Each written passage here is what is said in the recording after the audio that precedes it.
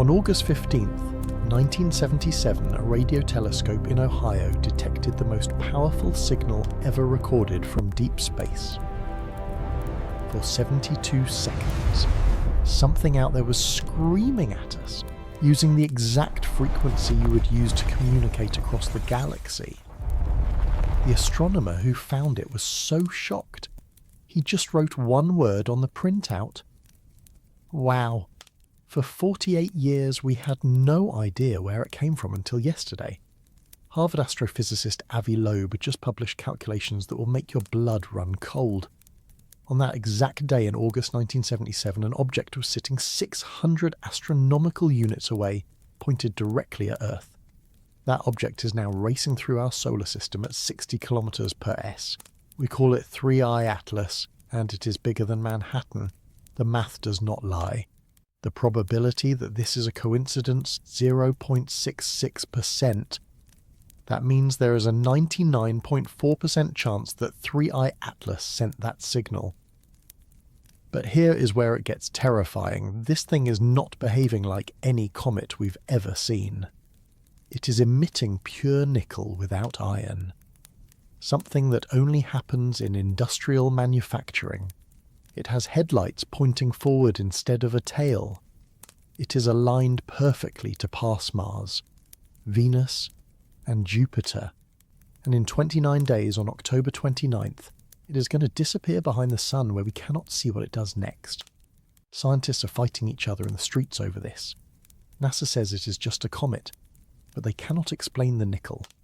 They cannot explain the trajectory. They cannot explain why it announced itself with a nuclear reactor-level transmission 48 years ago. The clock is ticking. We have less than a month before 3I Atlas goes dark. And if Avibi is right about what happens next, everything changes. This is the story they do not want you to hear.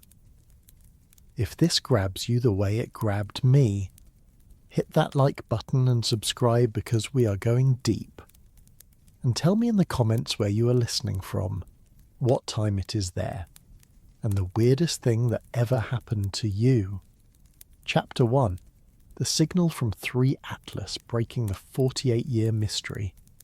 Let me walk you through what Avi Loeb discovered, because when you see the numbers, when you understand the geometry of what happened in 1977, you will realize we are not dealing with cosmic coincidence.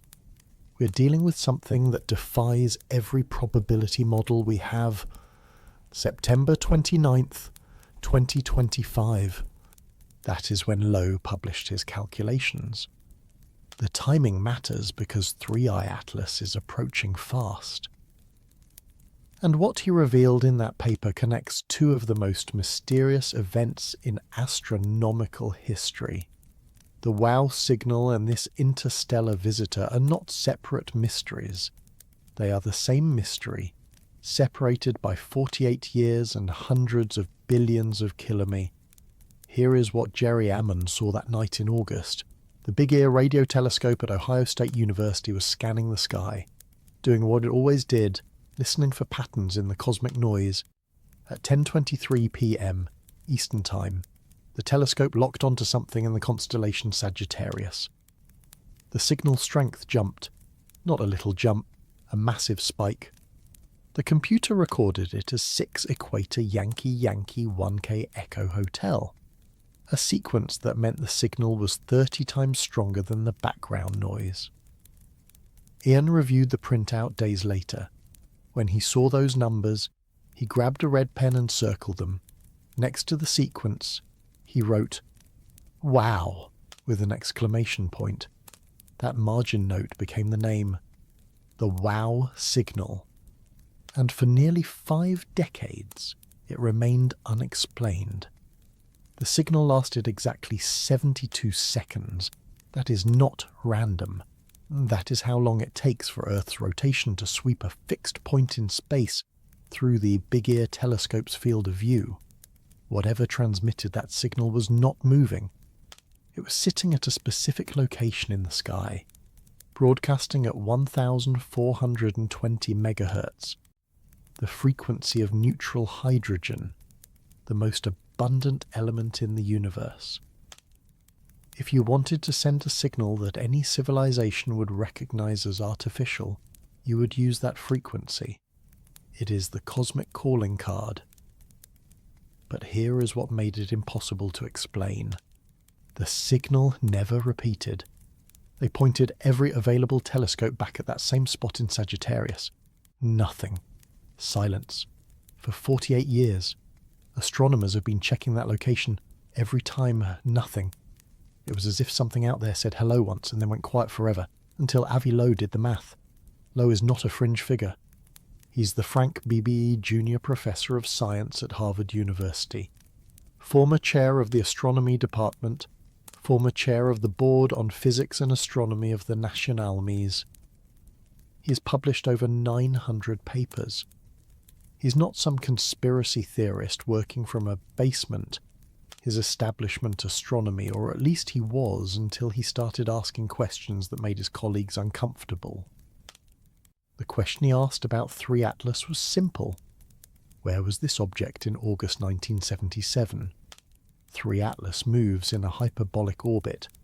That means it is not bound to our sun. It came from interstellar space. It is passing through our solar system and it will leave again, never to return. Because its orbit is hyperbolic, we can calculate its position at any point in time, past or future, with extraordinary precision. The math is clean. The gravitational equations do not lie. Loeb traced the orbit backward. On August 15th, 1977, 3I Atlas was approximately 600 astronomical units from Earth. An astronomical unit is the distance from Earth to the Sun. About 150 million kilometers. 600 astronomical units is 600 times that distance. It was far out in the outer solar system, cruising through the darkness beyond the orbit of Neptune, beyond Pluto in that vast empty zone where sunlight is just another star. But distance is not the shocking part. The shocking part is direction. The WOW signal originated from sky coordinates of right ascension 19 hours 25 minutes, which converts to 291 degrees and declination 27 degrees. Those numbers pinpoint a specific direction in space like latitude and longitude, but for the celestial sphere.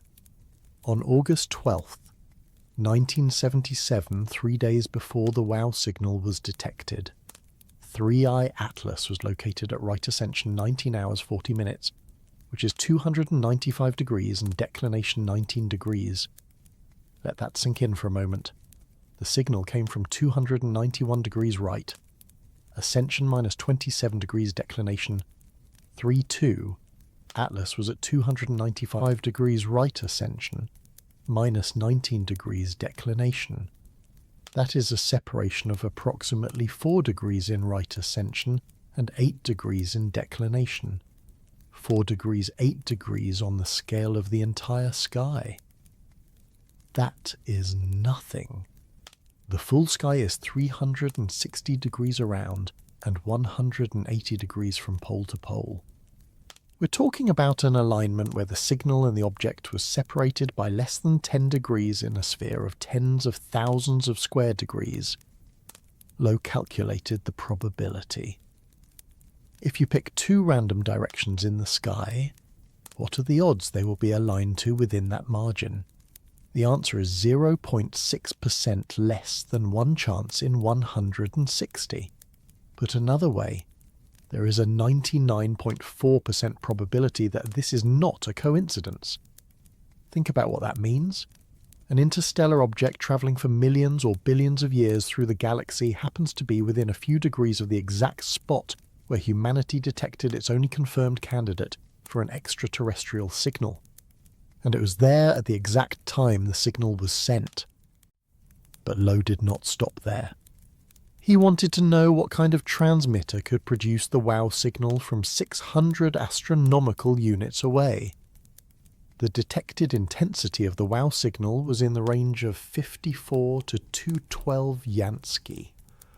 A Jansky is a unit of spectral flux density, used in radio astronomy at the distance of 600 astronomical units. to produce that intensity at Earth, the source would need a power output of 0.5 to 2 gigawatts. 2 gigawatts, that is the output of a large nuclear power plant. That is more power than the Hoover Dam generates. And it was beaming at a very specific frequency, the hydrogen line, in a very specific direction toward Earth. Natural astrophysical sources do not do this. Pulsars emit across a broad range of frequencies. Quasars, same thing. Magnetars, same thing. Natural radio sources are messy, broadband, chaotic. The WOW signal was narrowband, coherent and targeted. It had all the hallmarks of an artificial transmission. Now we know where it came from, or at least we know where something was when it was sent. The signal was also blue shifted by about 10 kilometers per s. Blue shift means the source was moving toward us. The Doppler effect shifts light and radio waves toward shorter wavelengths when the source is moving toward you. The WOW signal showed a blue shift consistent with an object approaching at 10 kilometers per s. 3I Atlas is approaching the Sun at about 60 kilometers per s. The blue shift is smaller than expected, but it is in the same ballpark, the same order of magnitude. Lowe notes this in his paper. The velocities are not identical, but they are consistent enough to not rule out the connection. So, here's what we're looking at. An object travelling through interstellar space for eons arrives in the outer solar system in the 1970s and transmits a powerful narrow-band signal at the hydrogen frequency aimed at Earth.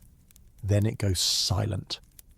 For 48 years, it cruises inward, deeper into the solar system, undetected by our telescopes because it is too far away and too faint until July 1st. 2025, when the Atlas survey in Chile picks up a fast-moving object and realizes it is not orbiting the Sun. It is passing through, and when they trace its origin, it came from Sagittarius, the same region of the sky where the WOW signal originated. Every time you add another layer, the coincidence becomes more improbable. Trajectory from the same region. Timing blue shift power requirements consistent with an artificial source. The alignment, each one taken alone, you could maybe dismiss. But together, this is where Lowe's critics have a problem, because you cannot explain this away with hand-waving. You cannot say it is just a comet and hope people stop asking questions. The math is public. The orbital data is public. Anyone can check these calculations, and when you do, you get the same answer. Either this is the most extraordinary coincidence in the history of astronomy, or 3I Atlas announced itself to us in 1977, and we're only figuring it out now. But if it is not a coincidence, if this object really did send that signal, then we have to ask the next question. Why? Why announce yourself and then go silent? Why broadcast once and never again? What is the purpose of a greeting that you never follow up on? Unless the signal was not a greeting, unless it was something else, a beacon, a warning, a test to see if anyone was listening. Or maybe the signal was never meant for us at all. Maybe we just happened to be in the way of a transmission aimed at something else, something closer. Something already in our solar system. That thought should unsettle you deeply, because if 3I Atlas was communicating with something else, that means it is not alone. And if it is not alone, then the question shifts entirely. We stop asking whether we are being visited and start asking how long they have been here watching, waiting, operating in the spaces between our awareness. Chapter 2. 5 impossible anomalies that scream artificial. We need to understand what 3I Atlas is doing right now because its behavior is not normal. It is not acting like a comet. It is not acting like an asteroid. It is acting like something we've never seen before. And the closer we look, the stranger it gets. 5 anomalies. That is what Avi counts. 5 separate characteristics that individually are improbable. Combined, they're statistically impossible for a random natural object. When scientists talk about anomalies, they mean deviations from what we expect based on our models and observations. One anomaly you investigate. 2 anomalies, you start asking questions. 5 anomalies. That is when you either rewrite the textbook or admit your model is missing something fundamental. Anomaly number 1, the trajectory. 3 Atlas is on a retrograde orbit. That means it is moving opposite to the direction the planets orbit the Sun. Most objects in the solar system orbit in the same direction because they formed from the same rotating disk of gas and dust. Retrograde orbits are rare, but not impossible. Comets from the Oort cloud can come in at any angle. So a retrograde orbit alone is not shocking. What is shocking is how precisely that retrograde orbit aligns with the ecliptic plane. The ecliptic plane is the flat disk in which the planets orbit. Earth, Mars, Venus, Jupiter, Saturn. All of them orbit within a few degrees of the same plane. It is like a cosmic racetrack and everything stays in its lane. 3I Atlas is moving retrograde backward along that racetrack, but it is staying in the lane. Its orbital inclination. The angle between its orbit and the ecliptic plane is only about 5 degrees. 5 degrees for an object coming from interstellar space that is absurdly well aligned. If interstellar objects arrive from random directions, you would expect them to come in at any angle. Most of the sky is not aligned with the ecliptic. The probability that a random interstellar trajectory would align with the ecliptic planed within 5 degrees is about 1 in 500. 1 in 500. Already we're in the realm of the improbable. Anomaly number 2, the timing. 3 Atlas is not just aligned with the ecliptic. It is arriving at a time when it will pass close to multiple planets. Close in astronomical terms means within a few tens of millions of km.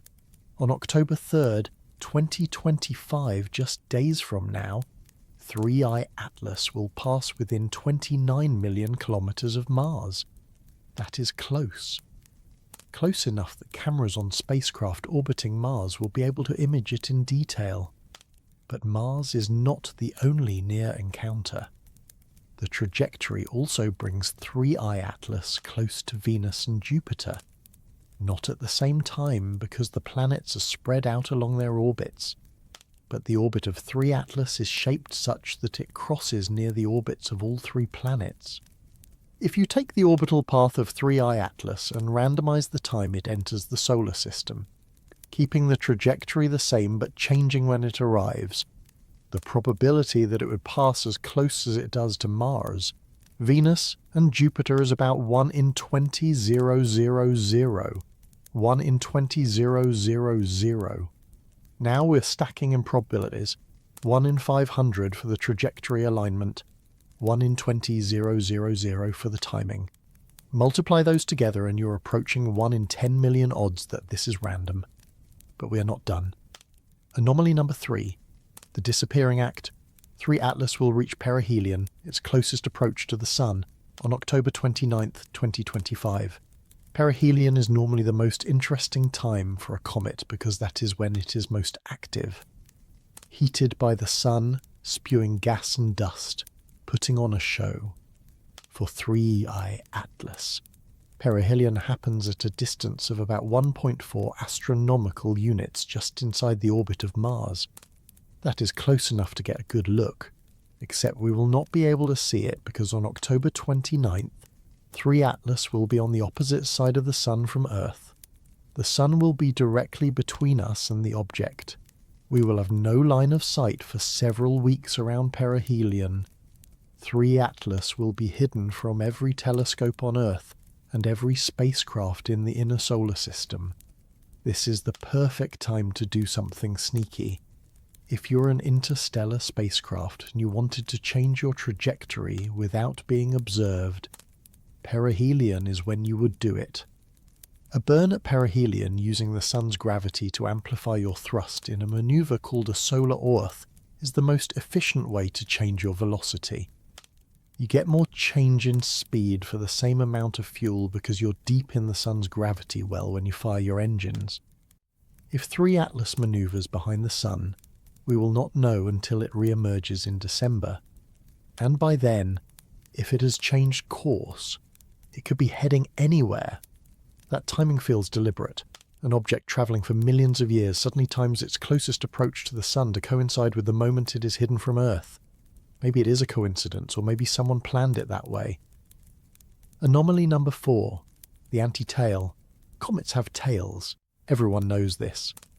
The tail points away from the Sun because the solar wind and radiation pressure push gas and dust outward. The tail always points away from the Sun like a windsock in a cosmic breeze. This is basic cometary physics observed for centuries.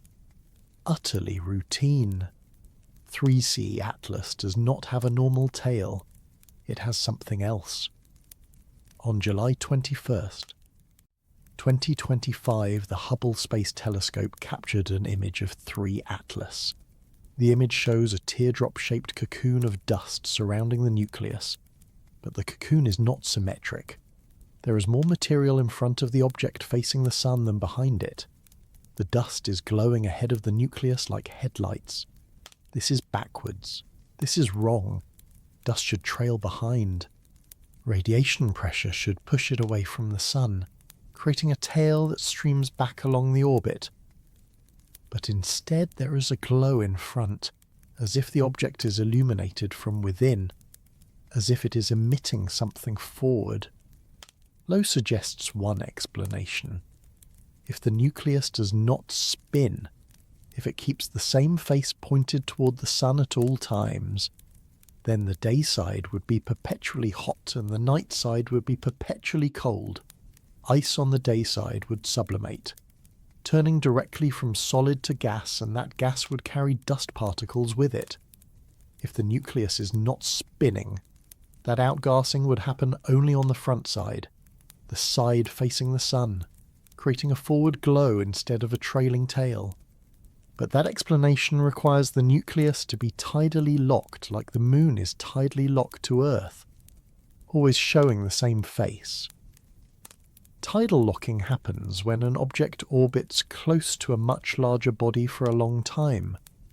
The tidal forces from the larger body slow the smaller object's rotation until it matches its orbital period. But 3 Atlas is not orbiting anything. It is passing through. There has been no time for tidal locking. So why would it have stopped spinning unless it was designed that way, unless the object is maintaining a fixed orientation deliberately, keeping one side pointed toward the Sun because that side has something on it? Solar panels maybe, or sensors, or a transmitter. The glow itself is another puzzle. The Hubble image shows no prominent tail extending backward. For a comet that is already active at more than 4 astronomical units from the Sun, you would expect a significant dust trail by now. But it is not there, or at least it is much fainter than expected. The glow is concentrated around and in front of the nucleus, not streaming behind it. This does not fit the comet model. It fits something else. Anomaly number 5, the mass problem. On September 25th, 2025, Avi Loeb published another paper with Richard C. Liu and Peter V. This one analysed the trajectory of 3 Atlas in excruciating detail using data from 227 observatories worldwide. Over 4000 observations collected between May 15th and September 23rd. They were looking for non-gravitational acceleration. Non-gravitational acceleration is what happens when a comet jets gas. The gas escapes from the nucleus and, like a tiny rocket, it pushes the comet slightly off the path it would follow under gravity alone. This is routine for comets. You measure the position over time, compare it to the predicted gravitational orbit, and the deviation tells you how much thrust the outgassing is producing. 3 Atlas is losing mass. The James Webb Space Telescope measured at about 150 kilograms per s of the gas venting into space. That is a fire hose of material pouring off the surface. With that much mass loss, you expect measurable non-gravitational acceleration. The jets should be pushing the nucleus around, causing small deviations in its orbit. Loeb and his colleagues found no deviation, 0. The orbit of 3 Atlas follows pure Newtonian gravity to within the measurement precision. Despite losing 150 kilograms per s, The object is not accelerating. That means one thing. It is too massive for the jets to move it. The thrust from the outgassing is negligible compared to the inertia of the nucleus. When you do the math using the measured mass loss rate and the upper limit on acceleration, you get a minimum mass for 3I Atlas, at least 33 billion tons. 33 billion tons. That is the mass of a mountain. For solid density rock or ice, that implies a diameter of at least 5 kilometers, 5000 m. If 3I Atlas is a solid object 5 kilometers across, it is enormous, much bigger than the previous interstellar visitors. 1 Oumuamua, the first interstellar object discovered in 2017, was estimated to be a few hundred meters long. 2I/Boris, the interstellar comet discovered in 2019, had a nucleus maybe half a km across. 3I Atlas is an order of magnitude larger, 10 times the diameter, 1,000 times the volume, 1,000 times the mass. But here is the statistical problem. Small objects are much more common than large objects. In the asteroid belt, in the Kuiper belt, in interstellar space, the size distribution follows a power law. For every big rock, there are thousands of smaller rocks. We've detected 3 interstellar objects. 2 were small. Now suddenly the third one is 5 kilometers or more. That is backwards. We should have found hundreds or thousands of smaller interstellar objects before we found one this big. The probability of detecting a 5 kilometers object in a sample size of 3 is astronomically low. Unless 3 Atlas is not a random rock, unless its size is not a coincidence, unless it is large because it was designed to be large, because it needs to carry something, because it has a purpose that requires mass and structure. Stack all 5 anomalies together. The ecliptic alignment 1 in 500. The planetary encounter timing 1 in 20,000. The perihelion timing that hides it from observation at the critical moment. The forward glow that defies cometary physics. The anomalous mass that defies statistical expectations. Each one alone is improbable. Together, they form a pattern. And patterns are what we look for when we search for intelligence. Think about crossing a street. If there is 40% chance that a car will hit you, you watch that car. You do not assume everything is fine. You pay attention. That is where we are with 3 Atlas. The anomalies are piling up. The probabilities are stacking against natural explanations. And we're about to get our closest look yet. In just days, cameras on Mars will capture images with resolution 100 times better than anything we have seen. We will finally see the nucleus separated from the dust cloud. We will know if it is 5 kilometers across or something else entirely. And that knowledge might change everything we thought we understood about what is possible. Chapter 3. The chemical signature of technology. When you study a comet, you learn what it is made of by analysing the light it emits and reflects. Spectroscopy. You spread the light into a spectrum like a rainbow and look for dark absorption lines or bright emission lines at specific wavelengths. Each chemical element and molecule has a unique fingerprint. Sodium glows yellow. Hydrogen emits red. Water shows specific infrared bands. By measuring which wavelengths are present and which are missing, you can deduce the composition. Comets are made of ice and rock, mostly water ice with some carbon dioxide, carbon monoxide, methane, ammonia, and dust grains made of silicates and organic compounds. When a comet approaches the sun and heats up, those ices sublimate, turning directly from solid to gas without melting. The gas escapes, carrying dust with it, forming the coma and tail. By analysing the spectrum of that gas and dust, we learn what the comet is made of. 3E Atlas has been observed by multiple telescopes since its discovery. Hubble imaged it in visible light. Webb observed it in infrared. The Very Large Telescope in Chile captured spectra showing emission lines from specific molecules. NASA's Spheric Space Telescope measured its brightness at multiple infrared wavelengths. Each observation added another piece to the puzzle, and the puzzle does not fit. Start with the gas composition. The James Webb Space Telescope observed 3 Atlas on August 6, 2025 using its near-infrared spectrograph. Webb is extraordinarily sensitive. It can detect faint molecular signatures that other telescopes miss. The spectrum revealed carbon dioxide, water, carbon monoxide, and carbonyl sulfide. Those are all expected in comets, but the ratios were wrong. 95% carbon dioxide, 5% water, trace amounts of carbon monoxide and carbonyl sulfide. That is the opposite of what you find in solar system comets, which are typically water-rich. Water is the most abundant volatile in comets. It makes sense because water ice is common in the cold outer regions of planetary systems where comets form. Carbon dioxide is present, but usually as a minor component. A typical comet might be 80% water, 10% carbon dioxide, 10% other stuff. 3I Atlas is 95% carbon dioxide and only 5% water. That is inverted. Backwards. Like finding a human whose body is 95% bone and 5% water. It is chemically bizarre. Stephanie Millam, an astrochemist at NASA Goddard Space Flight Center who worked on the Webb observations, suggested that the surface of 3I Atlas might have been altered by cosmic rays during its long journey through interstellar space. Cosmic rays are high-energy particles, mostly protons, that zip through the galaxy at nearly the speed of light. When they hit ice, they can break chemical bonds and create new molecules.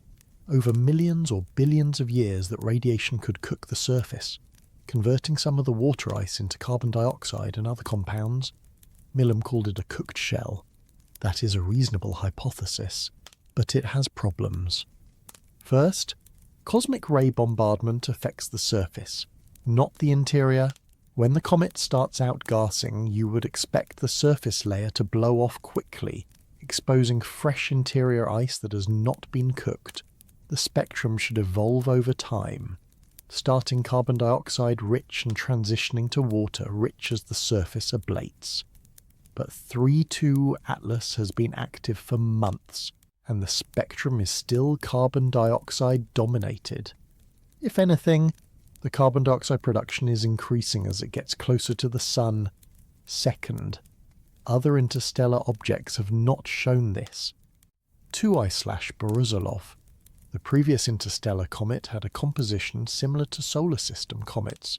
Water rich with normal ratios of other volatiles. If cosmic ray cooking is a universal process for interstellar objects, why does Borisov look normal and 3I Atlas look weird? The magnitude of the effect, 95% carbon dioxide, is extreme. To convert that much water ice into carbon dioxide requires intense radiation over a long time, and even then you would expect a mix of products, not just carbon dioxide. The chemistry does not quite add up, so maybe the surface was cooked by cosmic rays, or maybe 3I Atlas formed in a planetary system where carbon dioxide ice was more abundant than water ice. That could happen in certain temperature zones of a protoplanetary disk, but it is unusual. Water is common because oxygen is common and hydrogen is the most abundant element. To get a carbon dioxide-rich comet, you need special conditions. Not impossible, but not common either. Or maybe the carbon dioxide is not outgassing from ice. Maybe it is being produced by some other process. Chemical reactions, decomposition of organic material or something artificial. Propellant, perhaps. Carbon dioxide is used as a propellant in spacecraft thrusters. It is stable, easy to store, and provides decent thrust. If 3I Atlas were a spacecraft, venting carbon dioxide would be a way to maneuver without producing a bright, obvious rocket exhaust. That is speculative. I am not claiming it is true. I'm pointing out that the carbon dioxide dominance is anomalous and the explanations we have are not fully satisfying. Keep that in your back pocket as we add more anomalies. Now, let us talk about the nickel. On August 25th, 2025, the Very Large Telescope in Chile observed 3I Atlas using its UVS spectrograph. UVS stands for Ultraviolet and Visual Shell Spectrograph. a high-resolution instrument that can resolve fine details in the spectrum. The team led by Rohan Rahatkumar and Thomas Puzier detected emission lines from nickel atoms in the coma, 22 distinct spectral lines, all consistent with neutral nickel fusing under solar ultraviolet light. The nickel was definitely there. Nickel in comets is not shocking. Comets contain dust grains made of rocky and metallic material. When those grains are heated, either by sunlight or by collisions in the coma, they can release atoms of various elements. Nickel is one of them. It has been detected in other comets. Sodium, iron, magnesium, calcium, nickel all show up in cometary spectra when you look carefully. What is shocking is that the Very Large Telescope detected nickel, but no iron. Iron is usually detected alongside nickel because they're chemically similar and they form together in stellar nuclear synthesis. When a massive star explodes in a supernova, the explosion creates both nickel and iron in roughly similar amounts. The solar system and presumably other planetary systems inherit that ratio, rocky material, whether in planets, asteroids, or comets, contains both nickel and iron. Every comet ever studied in detail shows iron and nickel together. Sometimes iron is more prominent, sometimes nickel, but both are present. The ratio varies, but the pairing is universal. Nickel without iron is unheard of in natural space objects, except in 3I Atlas. The VT spectrum shows strong nickel emission and no detectable iron emission. The iron lines that should be there are absent. The team check carefully. They look for iron lines at multiple wavelengths. Nothing. The upper limits are tight enough that if iron were present at the same abundance as nickel, it would have been detected. It is not there. Thomas Puzier, one of the lead astronomers, said this opens a door to a whole new world of chemistry that we never had access to before. He's right. But the question is whether that new chemistry is natural or artificial on Earth. Nickel without iron is produced industrially. Nickel refining separates nickel from iron ore using chemical processes. The bond process, for example, uses nickel carbonyl, a gaseous compound to extract pure nickel. Nickel carbonyl forms when carbon monoxide reacts with nickel at moderate temperatures.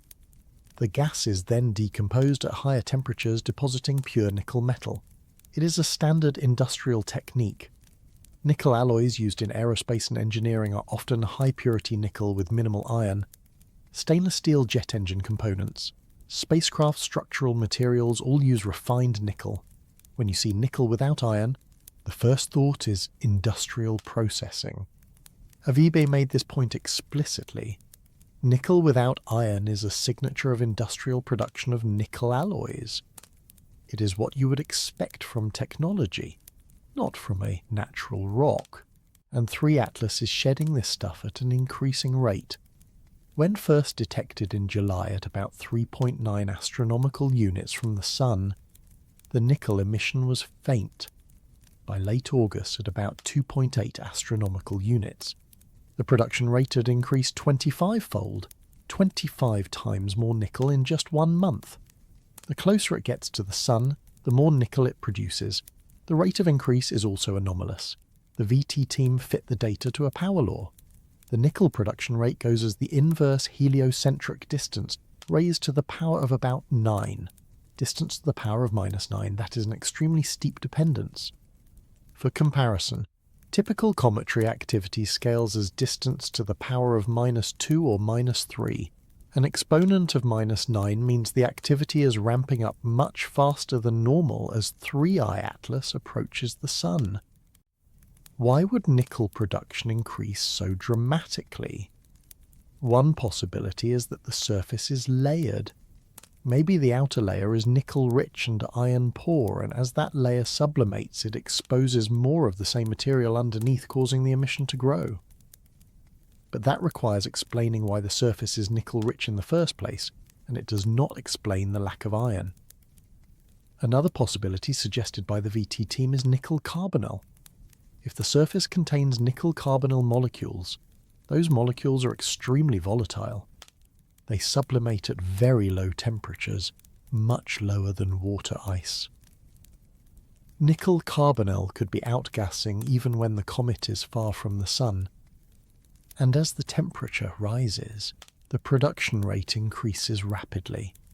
When nickel carbonyl breaks apart, it releases nickel atoms which fuse into sunlight, producing the observed emission lines.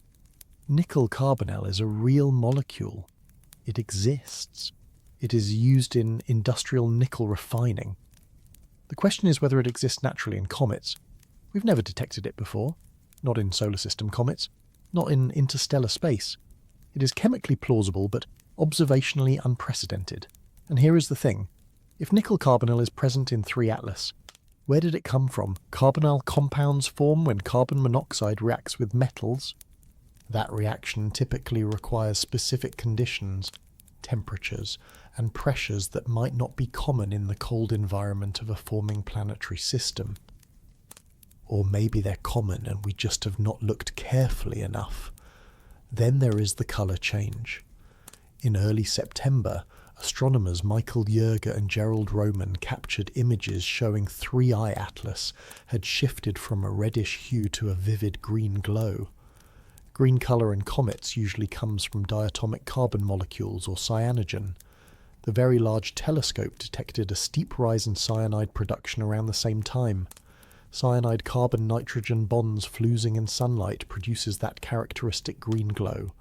Cyanide production increasing alongside nickel production, both ramping up at extreme rates as the object approaches the sun, both showing chemical signatures that are unusual or unprecedented. The pattern keeps building. Each new observation adds another piece that does not quite fit the natural comet model or fits it so poorly that you have to invoke special circumstances, exotic chemistry, rare conditions, things we've never seen before.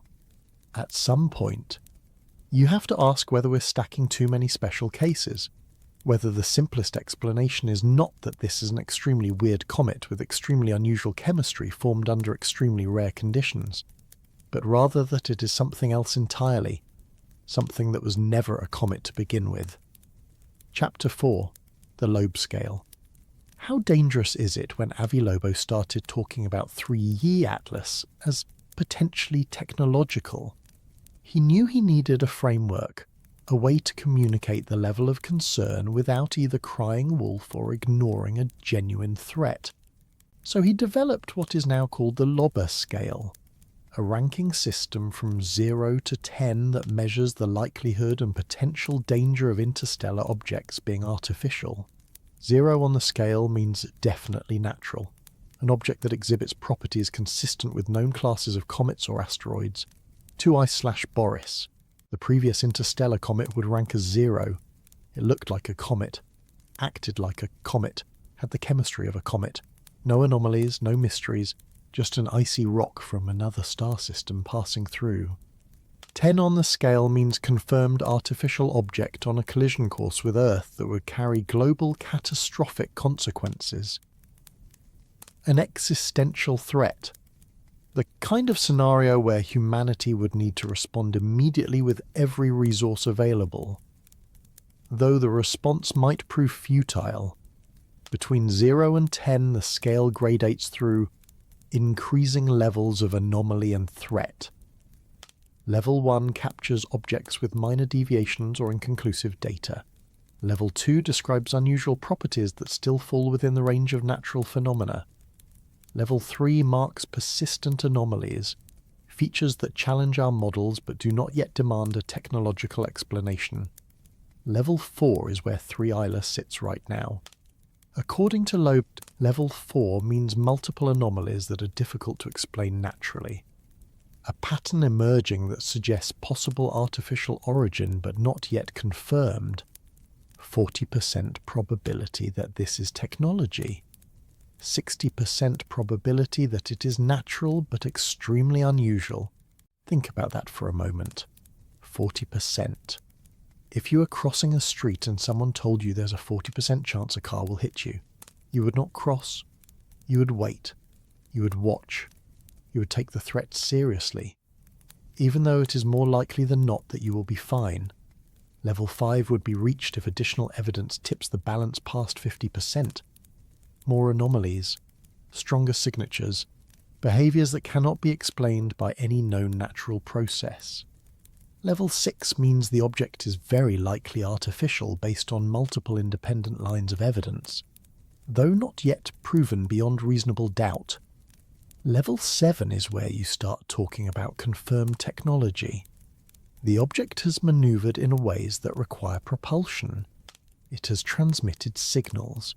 It has displayed geometries or behaviours that are unambiguously artificial. At level 7, the debate is over. We know it is technology. The question becomes, what kind and what does it want? Level 8 means confirmed artificial object that poses no immediate danger. A flyby, perhaps a probe observing us from a safe distance. Still a monumental discovery. Still world-changing, but not an immediate threat to human survival. Level 9 is when the confirmed artificial object is on a trajectory that could cause regional harm.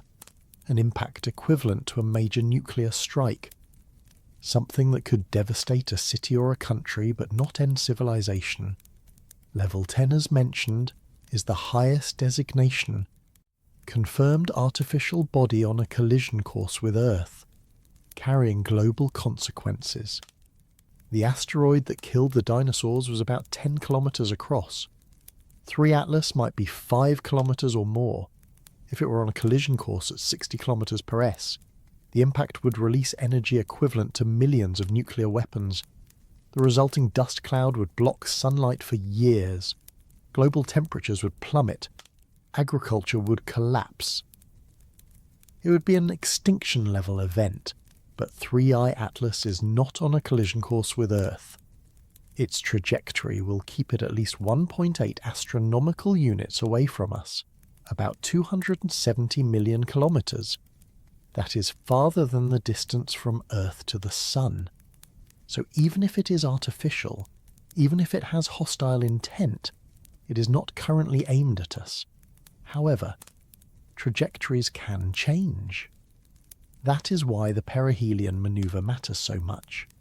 If 3IE Atlas executes a burn behind the Sun in late October, it could alter its path. Lowe and his colleagues calculated the velocity change needed to reach Earth. A delta 5 of 30 to 40 km per s during October could bring the object or components of it to Earth between late December 2025 and early January 2026. 30 to 40 km per s is a lot. That is more than current human spacecraft can achieve with chemical rockets. But it is not impossible. Ion drives, nuclear thermal propulsion, or more exotic propulsion systems could do it. And if 3E Atlas has been travelling for millions of years, it presumably has some kind of propulsion system that allowed it to navigate across interstellar distances. The timing window matters. If something arrives at Earth in late December or early January, we would have very little warning, maybe a few weeks at most, depending on how reflective the object is and whether our telescopes happen to be pointed in the right direction. That is not enough time to mount any kind of defence. We do not have the infrastructure to intercept a 5 km object moving at interstellar speeds. We barely have the capability to deflect small asteroids moving much slower, so level 4 on the Loeb scale is not nothing. It is a yellow alert. It is a recognition that we are dealing with something anomalous. Something that demands attention and observation. Something that could escalate if the anomalies continue to accumulate. Now, let me talk about the dark forest hypothesis because it is relevant to how we think about potential threats from interstellar visitors. The dark forest hypothesis is a proposed solution to the Fermi paradox.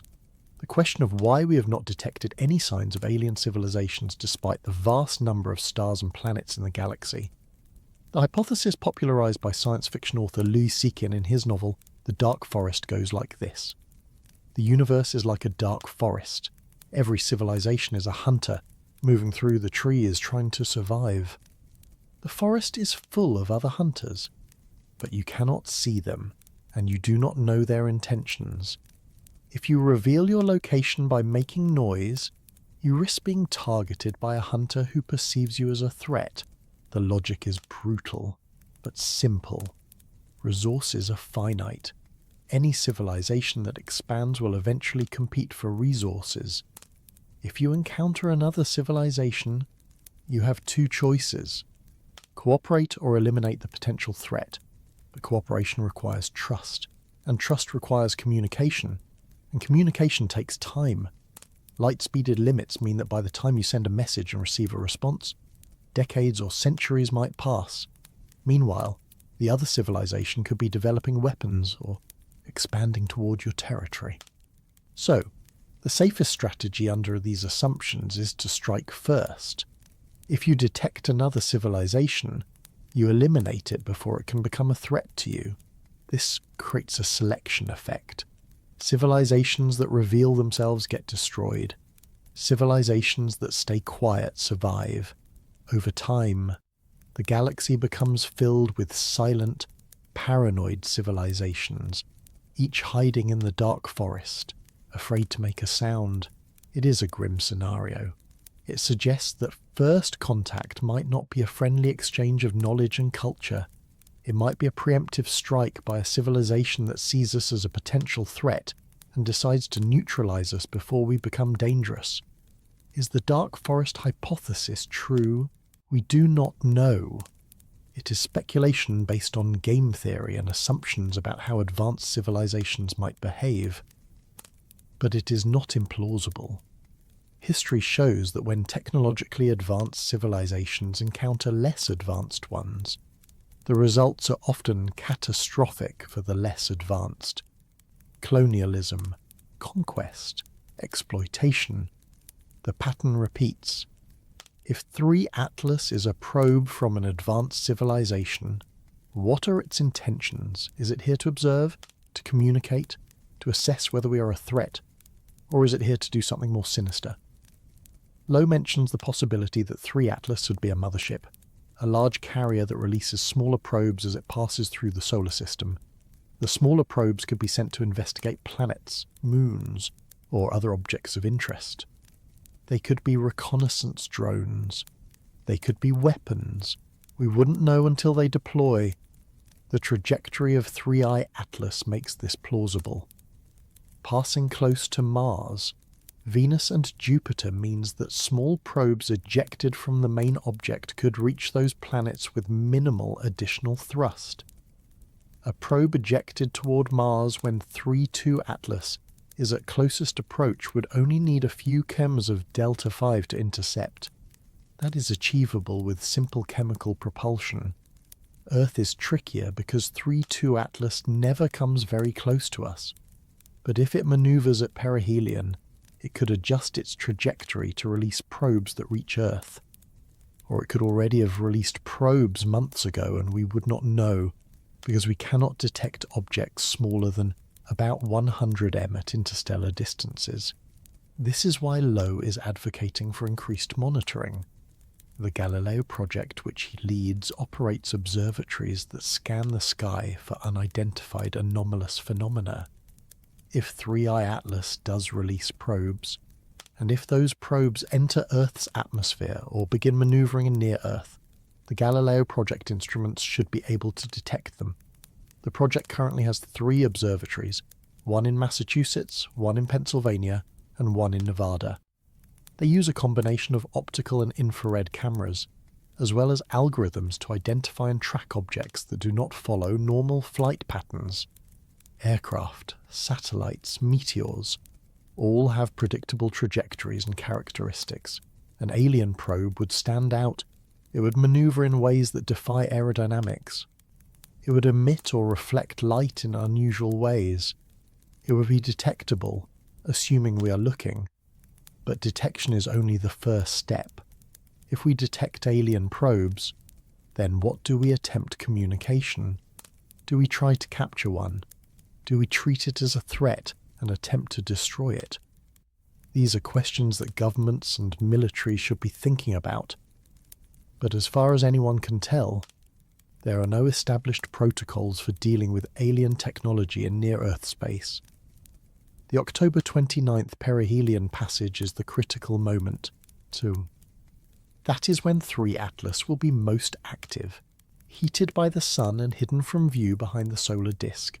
If it is going to do something, that is when it will do it, and we will not know until it re-emerges in December. By then, if probes have been deployed, they could already be on their way to Earth or other targets. The time to prepare is now, not after the fact. Chapter 5. October 3rd. The Mars Encounter. This week, right now, as you listen to this, 3 Atlas is approaching Mars within days, possibly within hours.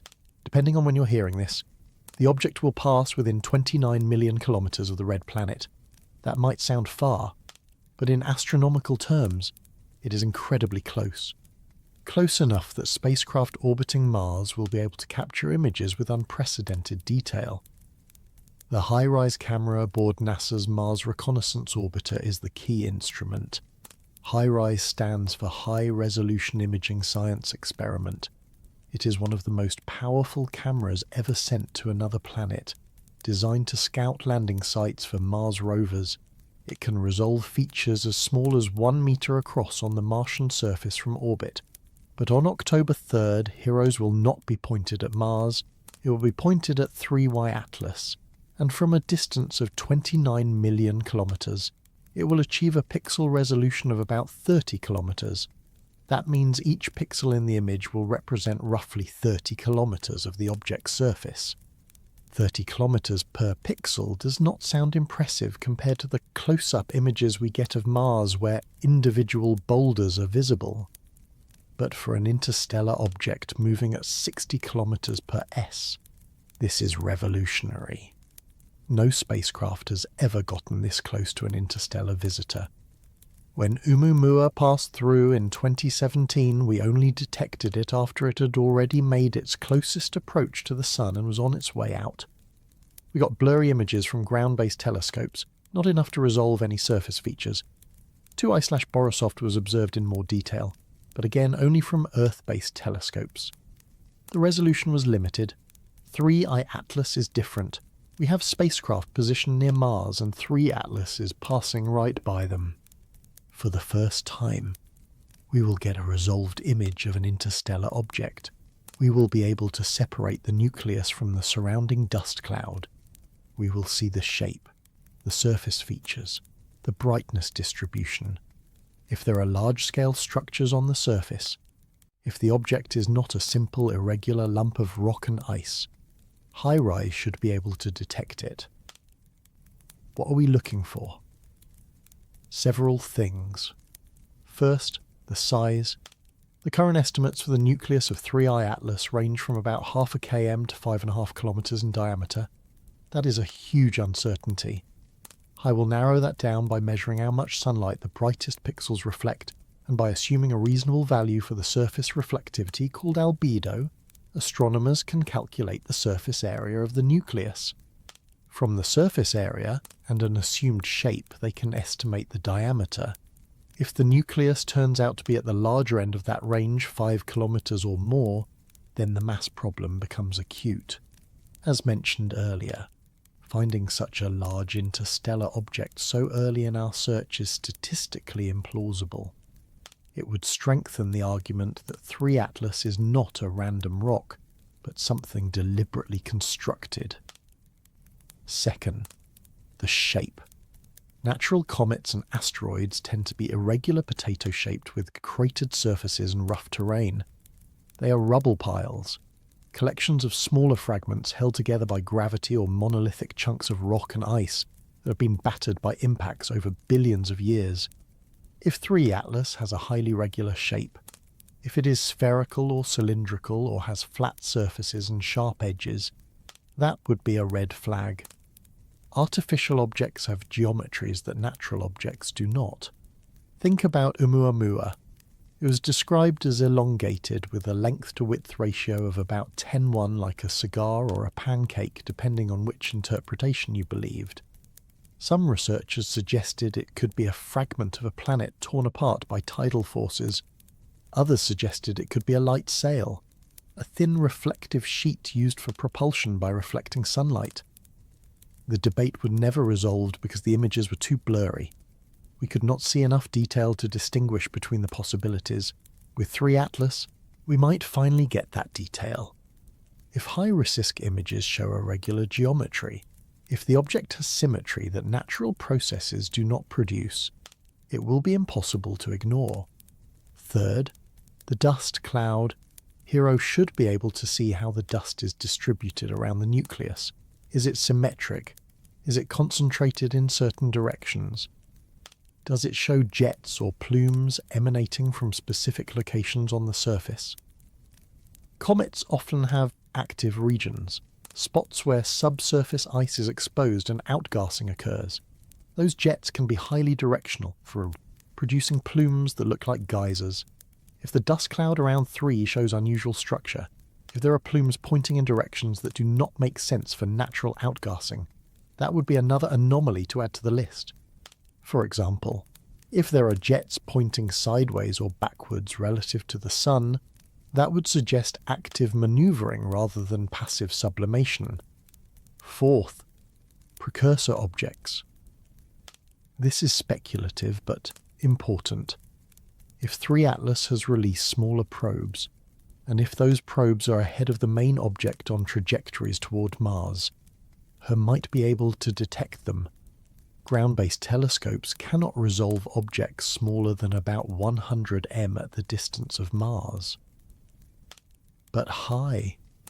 From its vantage point in Mars, orbit can detect much smaller objects if they're close enough and reflective enough. Avi Loeb calculated that if 3I Atlas released a probe that travelled about 30 million kilometres ahead and sideways toward Mars, that probe could intercept Mars around the same time as the main object's closest approach. A probe moving at just a few km relative to 3I Atlas could cover that distance in the weeks or months since the object became active. Would he see such a probe? Maybe. It depends on the size and reflectivity of the probe and whether it happens to be in her field of view at the right time. But if there is a probe, and if we detect it, that changes everything. That confirms technology. That moves 3 Atlas immediately to a much higher ranking on the Loeb scale. ESA's Mars Express and ExoMars Trace Gas Orbiter are also observing 3I Atlas during the encounter. Mars Express carries the high-resolution stereo camera and several spectrometers. ExoMar has the colour and stereo surface imaging system and the Nomad spectrometer. These instruments will attempt to measure the spectrum of light from 3 Atlas, looking for specific molecular signatures in the coma. The spectrometers can detect molecules like water, carbon dioxide, carbon monoxide, methane, ammonia, and various organic compounds. By comparing the spectrum observed from Mars orbit with the spectra observed from Earth-based telescopes and from Webb, astronomers can build a more complete picture of the chemical composition, if there are molecules present that were not detected before, or if the ratios of molecules change as the object gets closer to the Sun. That information is valuable.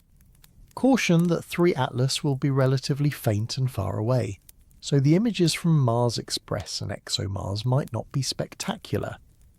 The object will cover less than a pixel in their cameras, so we should not expect detailed surface images. But the spectrometers might still pick up useful data, especially if the coma is bright enough. The observations are scheduled for October 1st through October 7th, with the closest approach on October 3rd. By the time you hear this, the observations may have already happened. The data will be downlinked from the spacecraft to Earth, processed and analysed. It will take days or weeks for the results to be published. But when they are, we will know more about 3-2 Atlas than we do now. We will have hard data to either support or refute the anomalies. If the HIRIS image shows a 5 km nucleus with irregular shape and normal dust distribution, and if the spectra show typical cometary composition, then the technological hypothesis takes a hit. It does not disappear because the trajectory and mass anomalies remain. but it becomes harder to argue that this is artificial if it looks and acts like a comet up close. On the other hand, if the high-risk image shows something unexpected, if the shape is too regular, if there are structures that should not be there, if the dust distribution is weird, if there is any sign of precursor probes, then the technological hypothesis strengthens. We move up the Loeb scale. The conversation shifts from speculation to serious consideration of what to do next. And there's another spacecraft that could observe 3 Atlas, though it is further away and the decision has not been made. NASA's Juno spacecraft is currently orbiting Jupiter. Juno's primary mission is to study Jupiter's atmosphere, magnetic field, and interior structure. But its mission is nearing its planned end. The spacecraft has far exceeded its original mission timeline and is running low on fuel.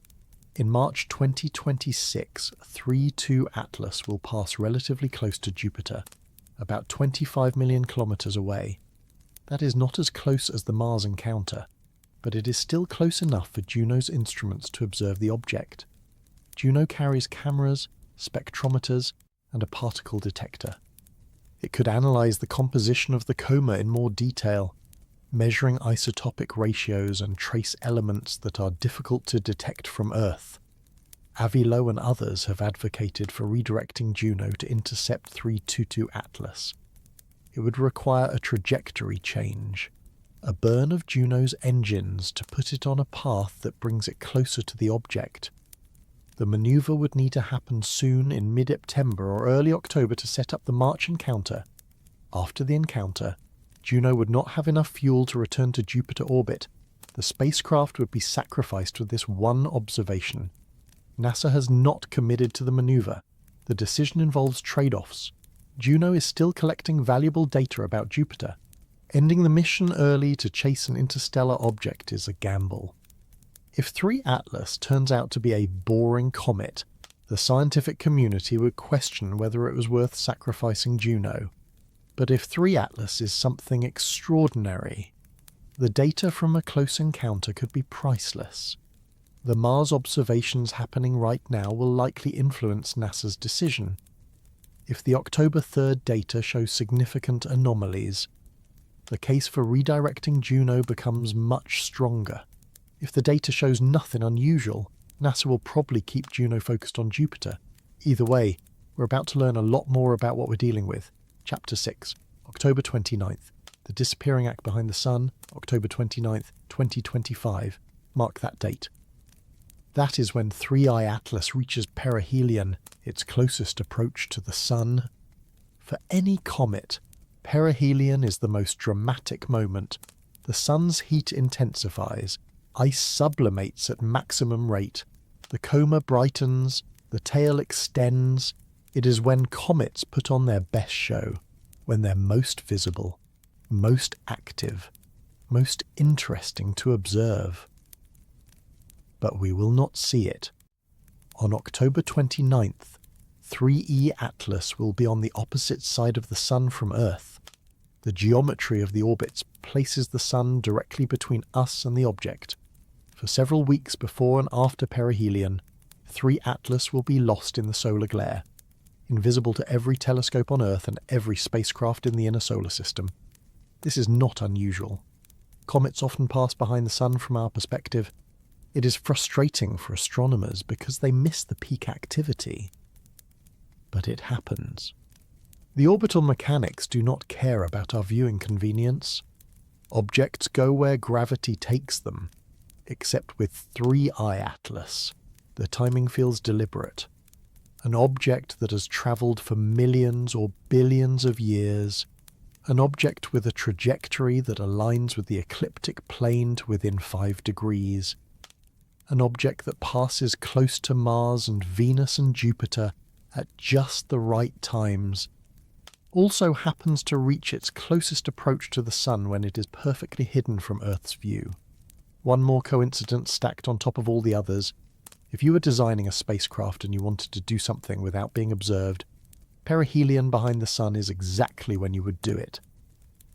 Let me explain why. A solar oath maneuver is one of the most efficient ways to change velocity in space.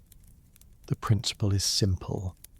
When you're deep in a gravity well moving fast, a small thrust from your engines produces a larger change in your final velocity than the same thrust would produce in deep space.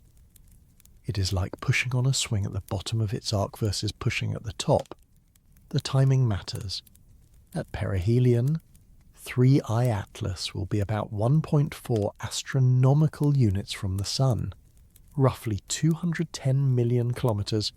It will be moving at its maximum speed relative to the Sun, around 90 kilometers per s at closest approach. If it fires engines at that moment, even a modest thrust amplified by the orbital mechanics can produce a significant trajectory change. How much thrust would be needed to reach Earth? Loeb calculated this. A velocity change of 30 to 40 kilometers per s applied at perihelion could put 3I Atlas or fragments ejected from it on a trajectory that intersects Earth's orbit. The arrival window would be late December 2025 to early January 2026. 30 to 40 kilometers per s is a lot of Delta 5. Current human spacecraft using chemical rockets cannot achieve that. The fastest spacecraft we've ever built, the Parker Solar Probe, reaches speeds of about 190 kilometers per s relative to the Sun. But that is after multiple gravity assists from Venus and years of acceleration. It does not have 30 kilometers per s of Delta 5 available for maneuvering. But 3-2 Atlas is not a human spacecraft. If it is artificial, it has been travelling through interstellar space for a very long time. It presumably has propulsion systems beyond our current technology. Ion drives, nuclear engines, antimatter propulsion, something that can generate sustained thrust over long periods or deliver high-impulse burns when needed. Would we detect such a maneuver? Maybe not. If the thrust is applied when the object is behind the Sun, we cannot see the exhaust plume. We cannot see the trajectory change in real time. We will only know if it maneuvered when it re-emerges in December, and we recalculate its orbit. If the new orbit differs from the predicted orbit, if the object is not where it should be based on pure gravitational mechanics, then it maneuvered. The problem is that by the time we detect a maneuver, it will be too late to respond. If 3 Atlas or something it releases is heading toward Earth, and we only find out in December, we have weeks at most to prepare. There is no planetary defense system capable of intercepting a 5 kilometers object moving at interstellar speeds with only a few weeks of warning. Even detecting it would be challenging. 3 Atlas is faint. It only became visible to our telescopes once it got close enough and active enough to reflect significant sunlight. If it releases smaller probes, objects tens or hundreds of meters across, they would be much harder to detect. We might not see them until they're very close. Possibly not until they enter the inner solar system or even Earth's atmosphere. This is why LOE emphasizes the need for monitoring. The Galileo Project observatories should be watching the sky in late December and early January looking for anomalous objects, if something arrives. If there are probes or fragments on approach, detection is the first step toward any kind of response. But what would the response be? That is the uncomfortable question nobody wants to answer. There are no established protocols for dealing with potentially hostile alien technology approaching Earth. We have protocols for asteroid impacts. We have early warning systems, impact prediction models, and theoretical deflection strategies. But those are for natural objects following predictable orbits. Objects we can track for years before they pose a threat. An alien spacecraft or probes released from one would not follow those rules. They could maneuver unpredictably. They could accelerate or decelerate. They could change course mid-flight. All of our asteroid deflection strategies assume the target is passive, that it will not fight back or evade. An intelligent adversary changes everything. And there is another scenario to consider. What if 3Z Atlas does not maneuver toward Earth? What if it maneuvers toward Jupiter instead? The trajectory of 3 Atlas takes it relatively close to Jupiter after perihelion. A smaller velocity change, 10 to 15 kilometers per s, could put it on a course that brings it much closer to Jupiter than currently predicted. Close enough for detailed observation of the gas giant and its moons. Close enough to deploy probes into Jupiter's atmosphere or onto the surfaces of Europa. Ganymede, or Callisto. Jupiter's moons are of intense interest to astrobiologists. Europa, in particular, with its subsurface ocean beneath an icy crust, is considered one of the most likely places in the solar system to harbour life. If an alien civilization wanted to investigate the potential for life in our solar system, Europa would be high on the list. A probe sent to Europa could be looking for the same thing we are: evidence of biology, microbes in the ocean, chemical signatures of metabolism. If such life exists, if 3i Atlas detects it, what happens next? Does it report back to whoever sent it? Does it collect samples? Does it interfere with the ecosystem, introducing contamination or altering the environment? We do not know the intentions. That is the central problem. An advanced civilization capable of sending probes across interstellar distances has goals we can barely imagine. They might be scientists, explorers, seeking knowledge for its own sake. They might be resource gatherers, cataloguing planets and moons for future exploitation. They might be exterminators, eliminating potential competitors before they become a threat. The dark forest hypothesis suggests the latter. In a universe where civilizations compete for survival, revealing your location or capabilities is dangerous.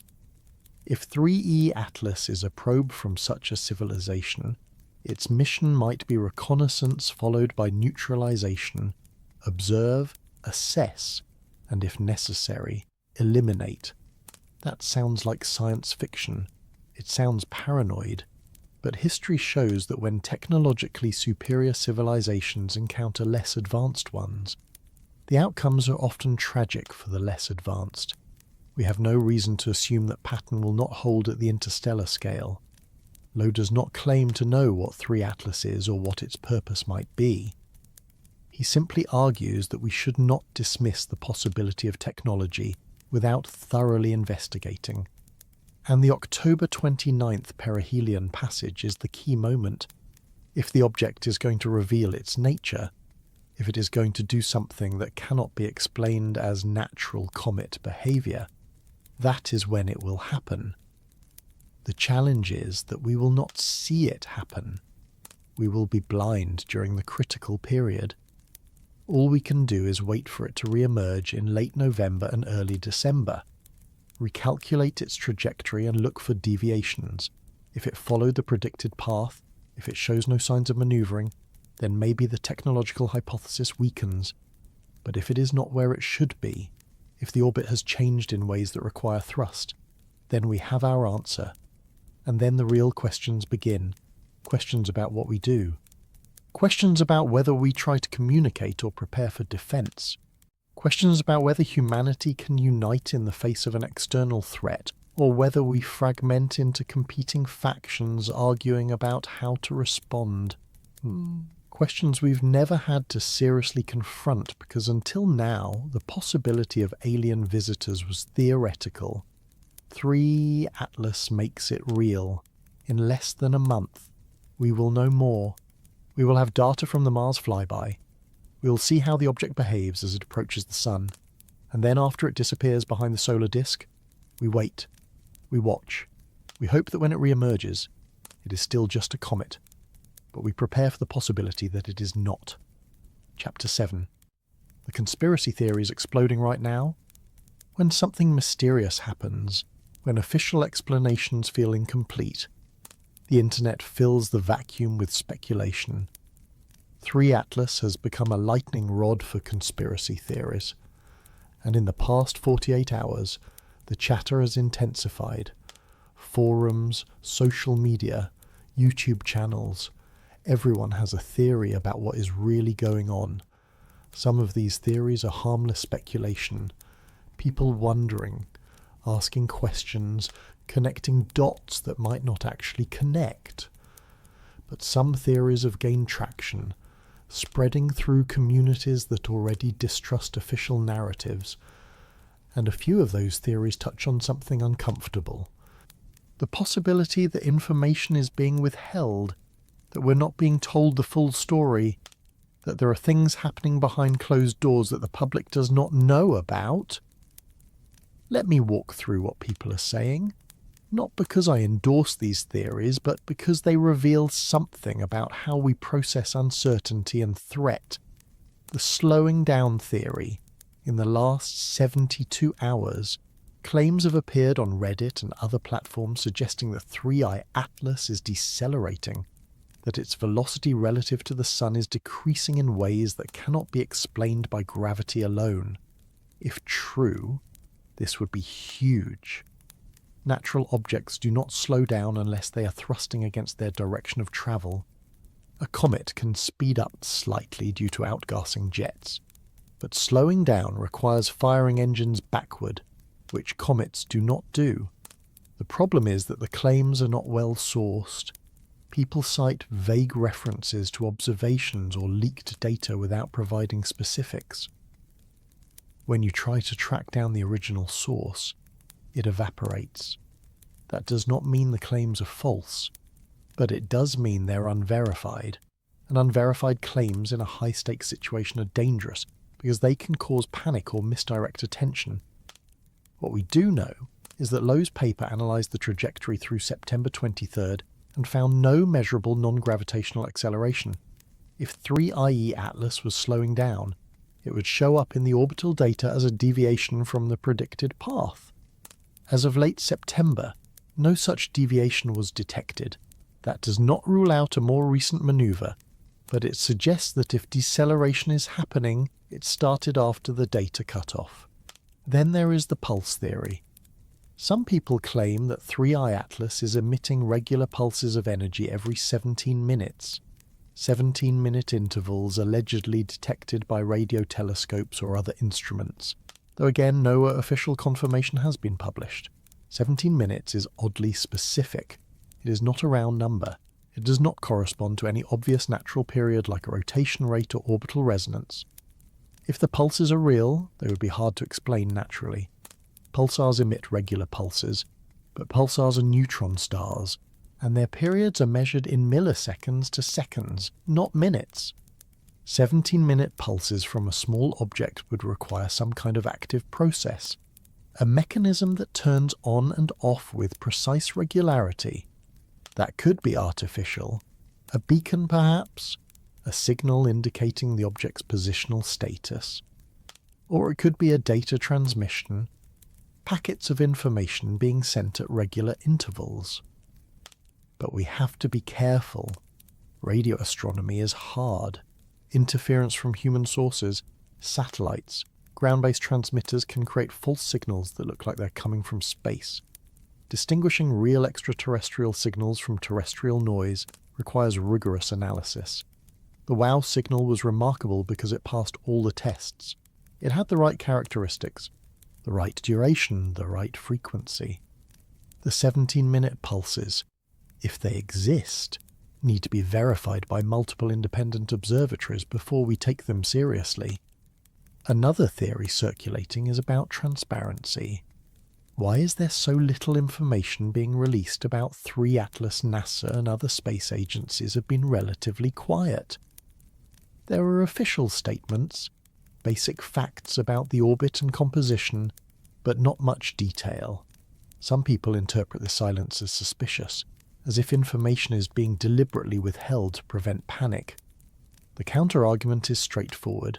Scientists are cautious. They do not rush to publish results before the data is thoroughly analysed. Peer review takes time. Telescopes and spacecraft collect data. The data is downloaded, processed, checked for errors, analysed, written up in papers, submitted to journals, reviewed by other scientists, and finally published. This process can take weeks or months. The October 3rd Mars observations just happened. The data is probably still being processed. We should not expect instant results. But the perception of secrecy fuels speculation. And in an age where information spreads instantly on social media where people expect real-time updates, the traditional pace of scientific publication feels slow. It feels like hiding. Then there is the NASA Juno question. Why has NASA not committed to redirecting Juno to intercept 3 Atlas in March? The maneuver is feasible. Juno is near the end of its mission anyway. The scientific payoff of a close encounter with an interstellar object could be enormous. So why the hesitation? Some suggest bureaucracy. NASA is a large organisation with committees and approval processes. Changing a mission plan, even for a spacecraft nearing end of life, requires sign-offs from multiple levels. It takes time. Others suggest budget concerns. Redirecting Juno costs money, and if the encounter produces nothing interesting, someone will have to justify the expense. But a darker interpretation popular in conspiracy circles is that NASA does not want Juno to get close. That they know something about 3I Atlas that makes a close encounter risky or undesirable. Maybe they fear contamination, the probe being exposed to unknown biological or chemical hazards. Maybe they fear the probe being damaged or destroyed by the object if it is hostile. Or maybe they fear what Juno might discover, information that would be difficult to keep quiet. I want to be clear. There is no evidence that NASA is hiding anything. The simpler explanation that they are being cautious and following standard procedures is far more likely. But the perception matters. When people feel they're not being told the truth, they fill in the gaps with their own narratives. And some of those narratives are unnerving. There is also chatter about the Epstein files distraction theory. Some people believe the announcement of 3I Atlas and the media attention around it was deliberately timed to distract from other news, political scandals, economic troubles, whatever people are worried about. They suspect that a convenient alien scare is being used to manipulate public attention. Loeb addressed this directly in one of his blog posts. He pointed out that 3E Atlas is a real object observable by anyone with a decent telescope. It is not a fabrication. It exists in space, moves at measurable velocity, and can be independently verified. It is not something he or anyone else can fake with a Jewish space laser or any other nonsense. The object is real, the trajectory is real, the anomalies are real. Whether those anomalies indicate alien technology is a scientific question, not a political one. But conspiracy theories thrive on distrust, and distrust is abundant. People who do not trust governments, who do not trust scientists who have been lied to before, will not suddenly start trusting official statements about an interstellar object. They will assume deception, assume hidden agendas, assume the worst. The government hoax theory takes it further. A small but vocal group claims that 3 Atlas is not real at all, that it is a fabricated story, a SCOP designed to prepare the public for a fake alien invasion or to justify increased government surveillance and control. Project Bluebeam, an old conspiracy theory about holographic alien invasions, has been resurrected and applied to 3I Atlas. This theory is easy to debunk. Multiple independent observatories around the world have detected and tracked 3I Atlas. Amateur astronomers have imaged it. If it were fake, you would need a global conspiracy involving thousands of scientists and institutions across dozens of countries. That level of coordination is implausible. Occam's razor says the simpler explanation that the object is real is correct. But for people already inclined to distrust, no amount of evidence will suffice. They will claim the images are doctored, the data is fabricated, the scientists are complicit. Once you go down that rabbit hole, there is no coming back with logic. Another theme is psychological preparation. The idea that 3 Atlas, regardless of whether it is alien technology, is being used to acclimate the public to the possibility of extraterrestrial life. Disclosure by degrees. First, we find exoplanets. Then, we detect biosignatures in the atmospheres of those planets. Then an interstellar object shows up with anomalous properties. Each step primes us for the next, building towards an eventual revelation that we're not alone. Some people welcome this. They see it as a positive, an expansion of human understanding, a step toward joining a galactic community. Others fear it. They worry about the implications, the disruptions to religion and philosophy, the potential threats from advanced civilizations. And hovering over all of this is a simple question. If 95% of the world population does not know 3-2 Atlas exists, is that because the information is not being disseminated? Or because most people do not pay attention to astronomy news? Probably the latter. Space news, unless it involves dramatic images or immediate threats, does not capture mainstream attention. An interstellar object with anomalies is fascinating to people who follow space science. But to the general public, it is abstract. That could change fast if something dramatic happens. If 3-eye Atlas maneuvers, if probes are detected, if there is any confirmed evidence of technology, then it will be front-page news everywhere. And then the conspiracy theories will explode exponentially because suddenly the stakes are real and everyone will want answers. Chapter 8. Scientists at War. The Academic Bloodbath. Science is supposed to be objective, dispassionate. Follow the data wherever it leads. Test hypotheses rigorously. Accept results whether they confirm or contradict your expectations. That is the ideal. But science is done by humans, and humans have egos, reputations, careers. When someone challenges the consensus and someone proposes ideas that threaten established thinking, the response can be brutal. Avi has experienced this firsthand. He's not the first scientist to be ostracized for unconventional ideas, and he will not be the last. But the intensity of the backlash against him, particularly regarding Oumuamua and now 3 Atlas, reveals something uncomfortable about how the scientific community handles anomalies that do not fit neatly into existing frameworks. Let me start with NASA's response. Tom Stattertler, NASA's lead scientist for solar system small bodies, was asked about the claims that 3 Atlas might be alien technology. His response was dismissive. He told reporters that 3 Atlas looks like a comet, does comet things, and very strongly resembles comets we know. He acknowledged it has some interesting properties that differ from solar system comets, but concluded that the evidence overwhelmingly points to it being a natural body. That sounds reasonable on the surface. Most anomalous objects turn out to be natural once we study them in detail. Extraordinary claims require extraordinary evidence.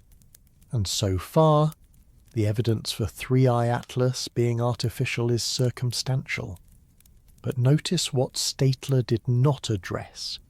He did not explain the nickel without iron. He did not explain the trajectory alignment and timing coincidences. He did not explain the mass problem or the antitail. He simply said it looks like a comet and left it at that. This is a pattern. When scientists want to dismiss an idea without engaging with the specifics, they fall back on generalities. It looks normal. It behaves as expected. The alternative explanation is too wild. But if you actually examine the data, the details do not support the simple comet narrative. The details are weird, and weird deserves explanation, not hand-waving. Jason Wright, an astronomer at Penn State University, has been more direct in his criticism of Loeb. Wright runs a blog called AstroRawRight, where he discusses astronomical topics and occasionally critiques papers he finds problematic. He wrote multiple posts dissecting Loeb's arguments about 3 Atlas, and his tone was scathing. In one post, Wright accused Loeb of dismissing evidence that contradicts his hypothesis. Specifically, Wright pointed out that Hubble images clearly show a coma around 3 Atlas. the fuzzy cloud of gas and dust typical of comets. Loeb acknowledged the coma, but argued that the distribution was unusual, with more brightness in front than behind. Wright called this dismissal of the coma as smearing a much take than simply ignoring the images. Wright also criticised Loeb for continuing to push the alien hypothesis even after spectroscopic data from Webb and the Very Large Telescope showed that 3 Atlas is outclassing molecules like carbon dioxide. Water and cyanide. To Wright, the presence of these molecules confirms it is a comet. Why would an alien spacecraft vent water and carbon dioxide? The simplest explanation is that it is a sublimating, not a propulsion system. Lowe's counter-argument is that the chemical composition is anomalous. 95% carbon dioxide is not normal. Nickel without iron is not normal. Just because the object is shedding volatiles does not mean it is a natural comet. It could be a spacecraft with a surface layer of accumulated ice and dust from its journey through interstellar space. When that surface heats up, it outgasses, mimicking cometary activity while hiding the technological core beneath. Wright finds this unconvincing. In his view, Loeb is stacking speculative assumptions to preserve a hypothesis that should be abandoned. Wright wrote that Loeb's behaviour reminds him of conspiracy theorists who demand others prove them wrong rather than providing positive evidence for their claims. The burden of proof, Wright argues, is on Loeb to show that 3I Atlas is artificial, not on everyone else to prove it is natural. Steve Desch, a planetary scientist, went even further. He reviewed one of Loeb's papers and called it sloppy work beneath the level of an undergraduate. Desch literally graded the paper as if it were a student assignment and gave it a failing score. He criticised the methodology, the assumptions, the conclusions. He accused Loeb of cherry-picking data and ignoring alternative explanations. This is not normal academic discourse.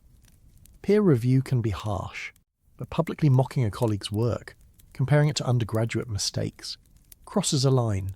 It signals not just disagreement, but contempt, and it raises the question of why the reaction is so intense. If Loeb's ideas are obviously wrong, why not just ignore them? Why go out of your way to publicly humiliate him? One answer is that Loeb's ideas are getting attention. Media outlets cover his statements. The public finds the alien hypothesis exciting. And when the public gets excited about ideas that mainstream scientists consider fringe, those scientists feel they have a responsibility to push back, to correct the record, to prevent misinformation from spreading. But there is another dynamic at play. Loeb is a prominent figure. He has credentials that cannot be easily dismissed. He's a Harvard professor, former chair of the astronomy department, widely published, highly cited. He's not a crank operating on the margins. He's establishment, or at least he was. And when someone with that level of credibility starts making claims that challenge the consensus, it threatens the gatekeeping function that academia relies on. Science advances when new ideas are tested and either validated or refuted. But there is also a conservative force in science, a resistance to ideas that are too far outside the mainstream. This resistance serves a purpose. It filters out noise, prevents every wild speculation from consuming resources and attention. But it can also stifle innovation, delay paradigm shifts, and punish scientists who take risks. Loeb's papers on 3 Atlas have faced unusual obstacles. One paper he co-authored with Eric Cato, which provided a physical explanation for the anti-tail observed in Hubble. Images was declined by a journal editor who stated that the results would be of rather limited interest to the research community as a whole. That is a polite way of saying we do not want to publish this. Another paper, the one on the lack of non-gravitational acceleration implying an anomalously massive object, was blocked by Avi moderators for several days without explanation. ARXVV is a preprint server where scientists upload papers before peer review. It is not supposed to be a gatekeeping mechanism. papers are posted quickly with minimal editorial oversight. But in this case, the paper was held up, and when it was finally released, it came with no explanation for the delay. These incidents might be coincidences, or they might reflect a coordinated effort to slow the dissemination of Loeb's ideas to give mainstream scientists time to prepare counter-arguments to control the narrative before it gets out of hand. Loeb himself has addressed the criticism directly. He argues that science should be about curiosity and open-mindedness, not about enforcing orthodoxy. He points out that anomalies are how we learn. If we dismiss every anomaly as noise or error, we miss opportunities to discover something new. The history of science is filled with examples of ideas that were ridiculed at first and later proven correct. Continental drift, the Big Bang, black holes, all faced intense skepticism before the evidence became overwhelming. Loeb also notes that his critics often do not engage with the specifics of his arguments. They say it is a comet without explaining the nickel. They say the trajectory is random without addressing the probability calculations. They say he's speculating without acknowledging that his speculations are grounded in data and physics. And there is a personal dimension to this. Some of Loeb's critics have made negative remarks about him as a person, not just his ideas. They have questioned his motivations, suggested he is seeking publicity, accused him of harming science by giving credibility to fringe theories. An editor handling one of his papers went public with negative personal comments, and when Loeb complained, the editor's boss defended the behaviour as not unethical. This is academia eating its own. When a field feels threatened by unconventional ideas, the response can be vicious. Careers are built on reputations, and reputations are fragile. If you're known as the person who endorsed a crazy idea that turned out to be wrong, that stain does not wash off easily. So scientists protect themselves by distancing from anything that smells risky, and they attack those who do not play it safe. But what if Loeb is right? What if 3 Atlas is artificial and the scientific community dismissed the evidence because it was too uncomfortable, too disruptive, too outside the Overton window of acceptable ideas? The cost of that mistake would be enormous. We would have missed a chance to prepare, to study, to understand what we're dealing with, and future historians would look back and ask how we could have been so blind. Chapter 9. What if we're wrong? The natural explanation attempt. Let me be fair to the skeptics. Let me present the strongest case for 3I Atlas being a natural object because that is still the most likely explanation. Extraordinary claims require extraordinary evidence, and while the anomalies are intriguing, they do not yet rise to the level of proof. Science demands that we consider all possibilities, and the natural explanation deserves a thorough hearing. Start with the chemical composition. 95% carbon dioxide, 5% water. Yes, that is unusual for a comet, but unusual is not impossible. Comets form in different regions of protoplanetary disks at different temperatures and pressures. The ratio of volatiles depends on where and when the comet formed. A comet that formed farther from its parent star in a colder region where carbon dioxide ice is more stable than water. Ice could have the carbon dioxide-rich composition. The cosmic ray cooking hypothesis also has merit. 3I Atlas has been travelling through interstellar space for potentially billions of years. Cosmic rays are relentless. They bombard any surface exposed to space, breaking chemical bonds, creating new molecules, altering the composition. Water ice exposed to cosmic rays can be converted into carbon dioxide and other compounds through rhodolysis. Over millions of years, the surface layer could become heavily processed. Carbon dioxide dominated while the interior remains water-rich. The fact that the carbon dioxide production is increasing as the comet approaches the Sun could simply mean that deeper layers are being exposed as the surface ablates. Or it could mean that subsurface pockets of carbon dioxide ice are being heated and venting through cracks in the crust. Comets are not uniform objects. They have layers, pockets, variations in composition. Outgassing can be complex and time-dependent. The nickel without iron is harder to explain naturally, but not impossible. The Very Large Telescope team suggested nickel carbonyl as a possible source. Nickel carbonyl is a molecule formed when nickel reacts with carbon monoxide. It is extremely volatile, sublimating at very low temperatures. If 3CE Atlas contains nickel carbonyl, perhaps formed through some exotic chemistry in its parent system or during its journey through space, that would explain why nickel is detected without iron. Iron might be present but locked in less volatile compounds. Iron oxides, iron sulfides, silicates containing iron. These materials require higher temperatures to break down and release iron atoms. If the current temperature of 3I atolls is high enough to vaporize nickel carbon, but not high enough to release iron from its host minerals, you would see nickel emission without iron emission. As the comet gets closer to the Sun and heats up further, iron might start appearing in the spectrum, the trajectory alignment with the ecliptic plane. 1 in 500 odds sounds improbable. But with a large enough sample, improbable things happen. If we observe hundreds or thousands of interstellar objects over the coming decades, we should expect to see a few that are well aligned with the ecliptic purely by chance. 3 Atlas might be that 1 in 500 case. The timing that brings it close to Mars, Venus, and Jupiter, 1 in 20,000 odds, is more challenging to dismiss. But again, with enough objects, rare configurations will occur, and there might be selection effects we're not accounting for. Maybe interstellar objects that happen to align with the ecliptic and pass near planets are more likely to be detected because they come closer to Earth and reflect more sunlight. If our detection methods are biased towards certain orbital configurations, the statistics could be misleading.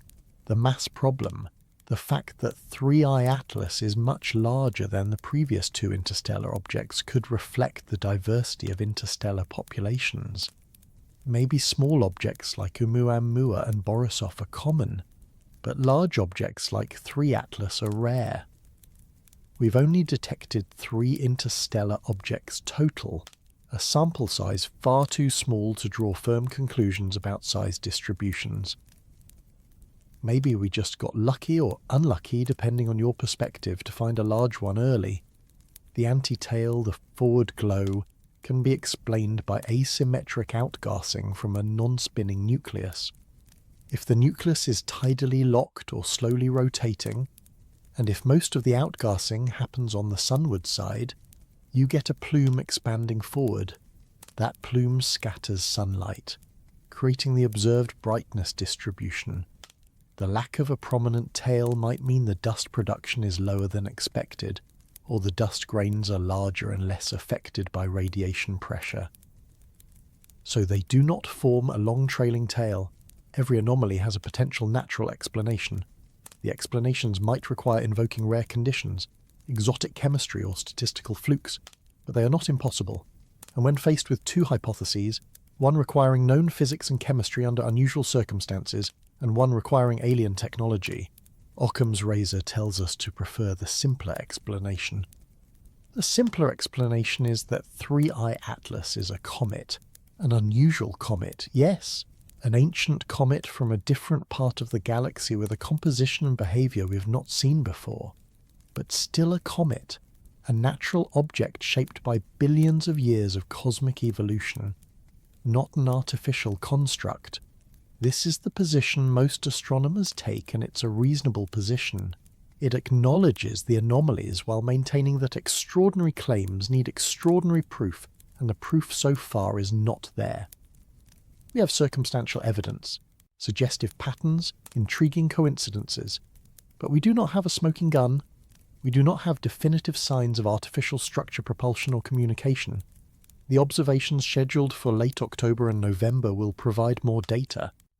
The piracy images from Mars, the spectra from ESA's orbiters, the monitoring as the object passes perihelion and re-emerges. Each new data set will either strengthen or weaken the natural hypothesis.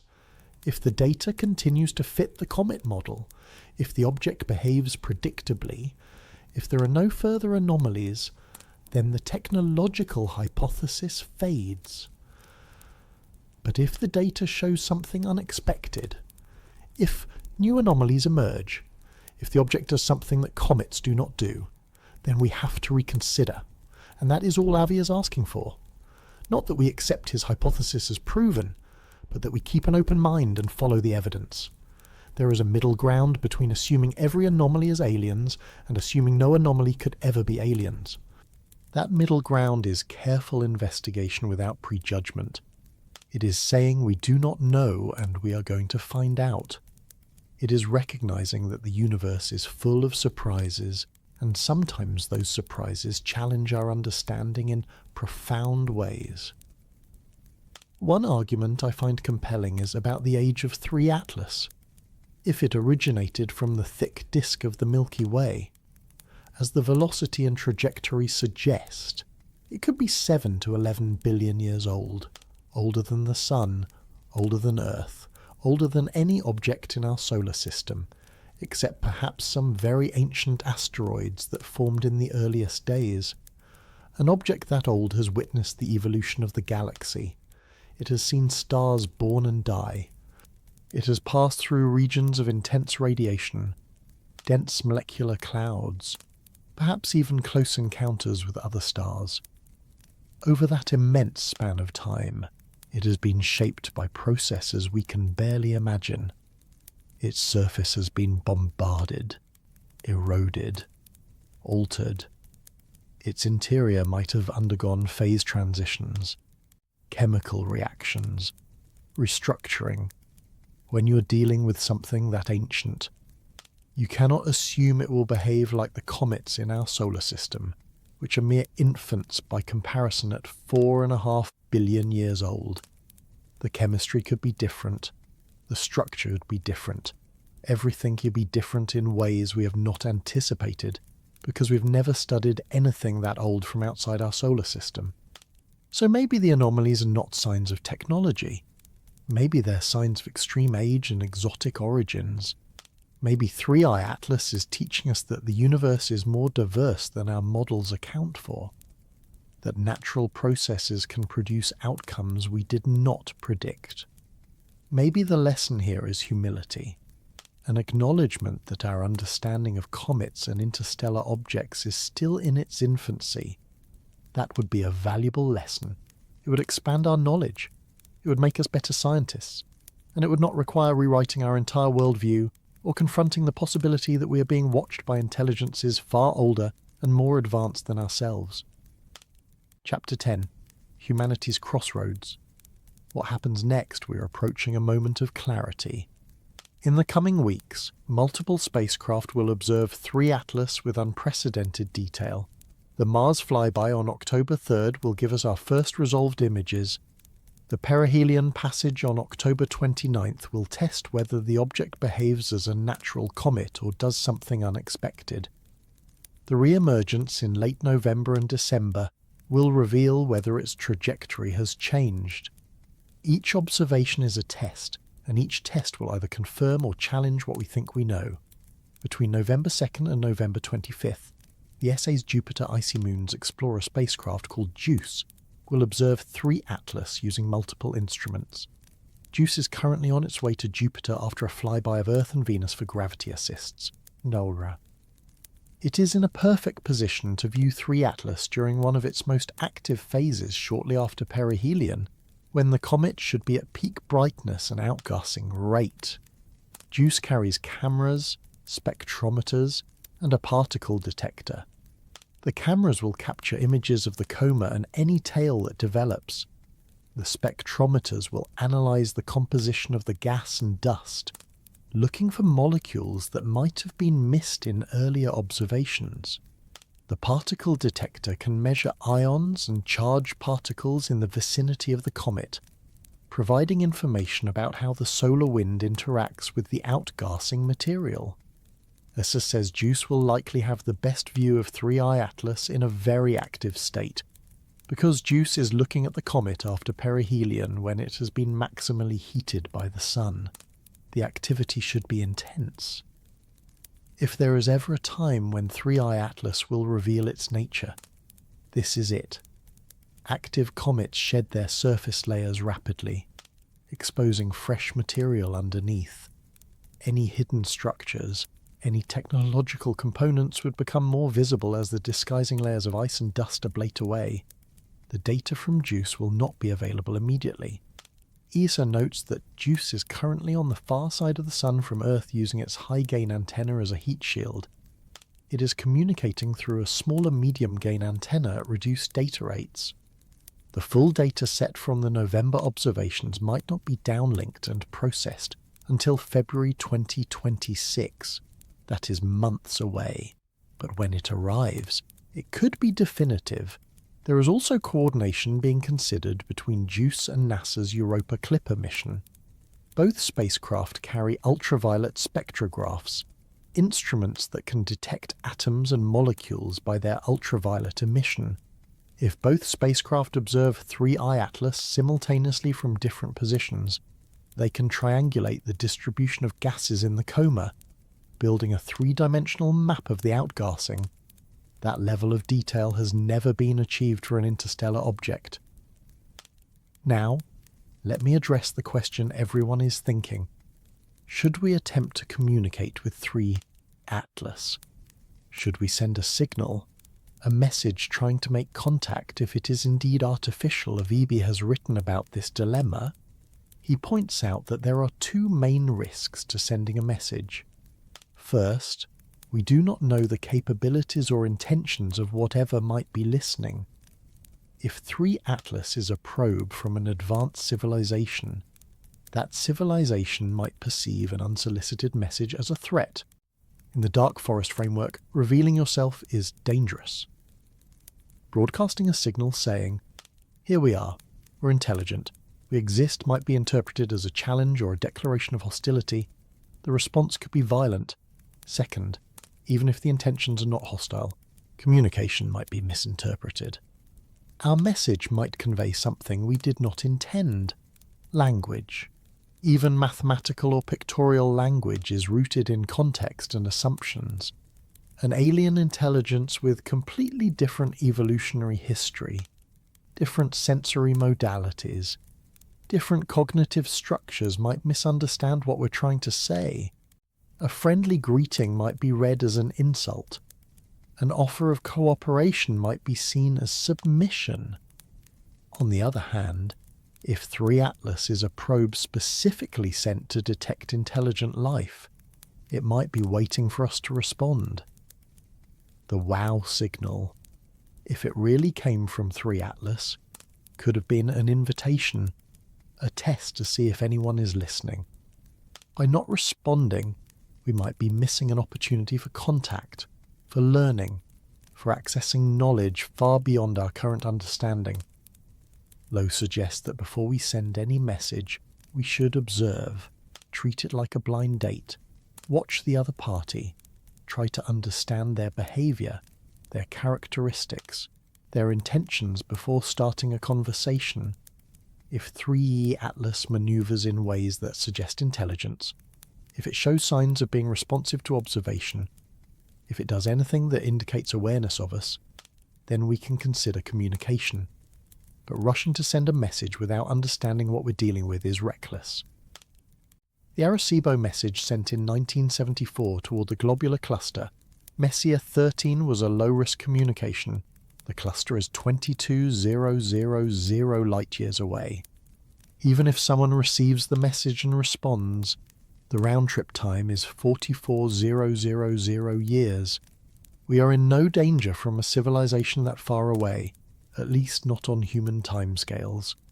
But 3 Atlas is here. It is in our solar system. If it can receive and respond, the response could come within months. That changes the risk calculation entirely. We have to think carefully about what we do and what the consequences might be. There's another scenario to consider. What if we are not the first? What if 3i Atlas has been communicating with something else in the solar system? What if there are other probes? Older arrivals that we've not detected, and they are coordinating.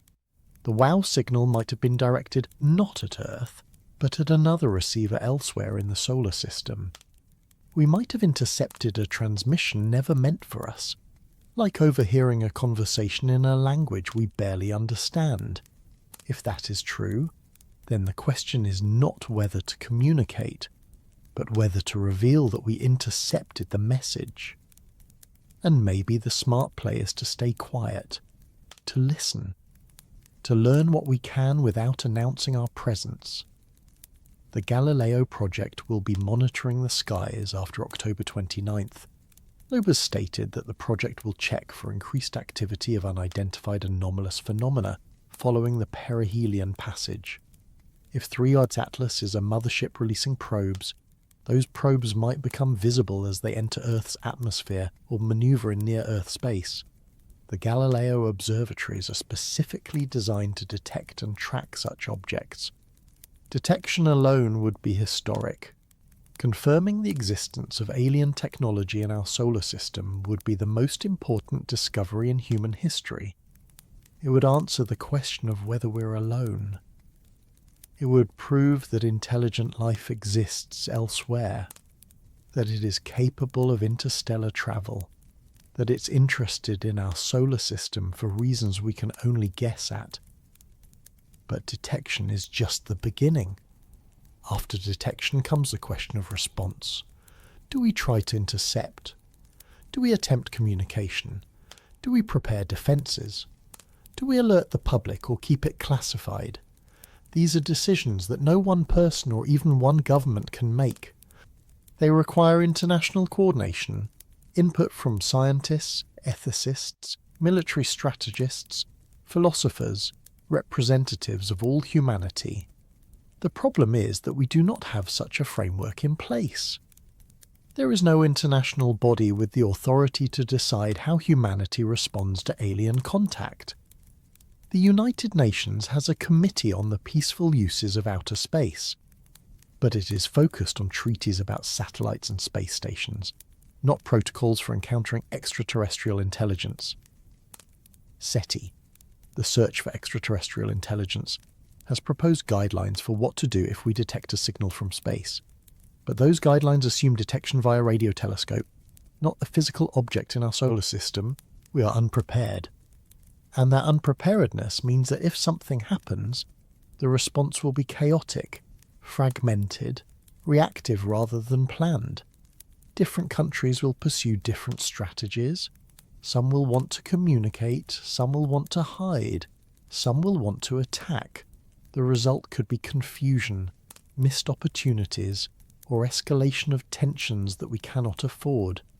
Lowe argues that we need an organisation, an international body tasked with monitoring interstellar objects and developing response protocols. The organisation would assess each object on the Loeb scale, determining the level of concern and the appropriate response.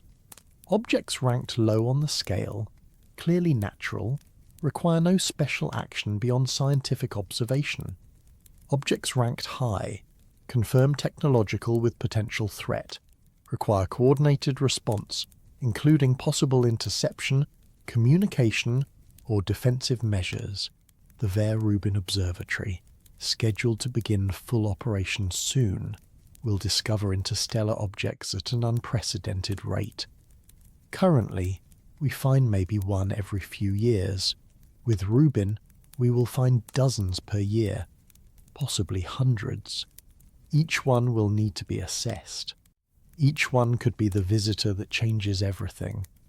Having a framework in place before the next discovery is critical. Think about what the next few months could bring.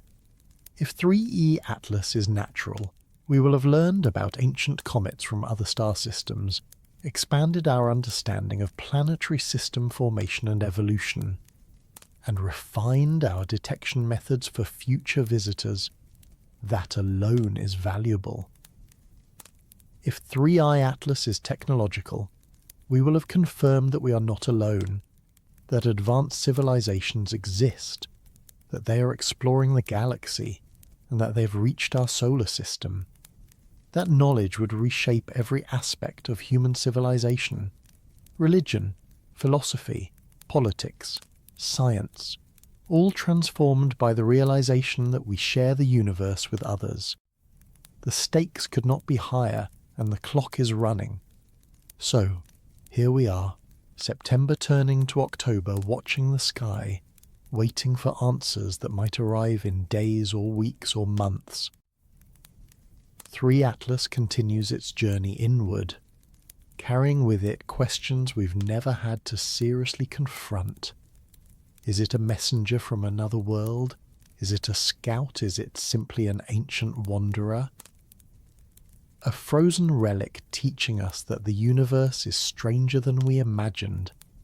The beautiful thing about this moment, the thing that makes it bearable despite the uncertainty, is that we get to witness it together. Every telescope pointed at that moving point of light, every scientist analysing the data, every person listening to this and wondering what it means. We're all part of the same story. A story about curiosity, about reaching beyond what we know, about being brave enough to ask questions even when the answers might terrify us. I think about Jerry Ian in 1977 staring at that printout, seeing those numbers that should not have been there, writing "wow" in red pen, because what else could he say? He did not know what he'd found. 48 years later, we might finally understand. That signal might not have been a mystery without an answer. It might have been a greeting, a hand extended across the darkness from something that was already on its way. Whether 3 Atlas is a comet or a craft, whether it brings knowledge or danger or simply passes through and leaves us wondering, it has already given us something valuable. It has reminded us how small we are, how new we are, how much we do not know. It has reminded us that the universe does not care about our assumptions, our models, our comfortable certainties. It simply is vast and strange and full of things we've barely begun to comprehend. The next few weeks will bring data, images from Mars, observations as the object reaches the sun, and then the waiting as it disappears behind the solar disk and we hold our breath, hoping it re-emerges where we expect, behaving as we predict, or hoping perhaps that it does not, that it reveals itself, that it confirms we're not alone.